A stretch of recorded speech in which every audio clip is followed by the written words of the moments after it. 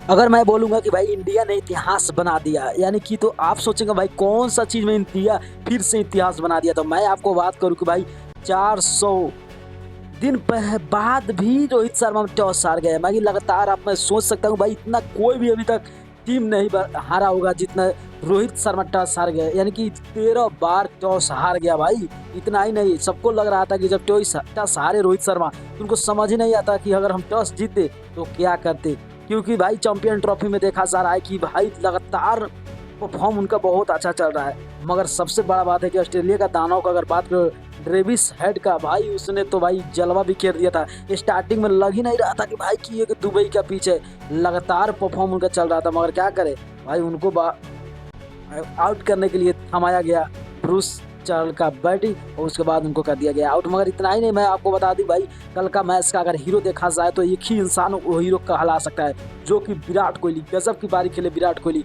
और शायद 98 बॉल में 84 रन की पारी, भाई थोड़ा सा से चूक गया। अगर शतक लग जाता तो हम सब खुश हो जाते हैं, मगर क्या करें शतक नहीं लग पाया, फिर भी बहुत अच्छा है। और विराट कोहली 36 की उम्र में भी इतना जबरदस्त पारी खेल रहे हैं, जैसे लग रहा है कि भाई अभी अभी ज्वाइन किए। तो आपको क्या लगता है कि जो चैंपियन ट्रॉफी का फाइनल है मुकाबला, उसमें कौन सा टीम जीत पाएगा? आप छोटा सा कमेंट कर देना, करना है तो चैनल को सब्सक्राइब और लाइक कर देना। बाय।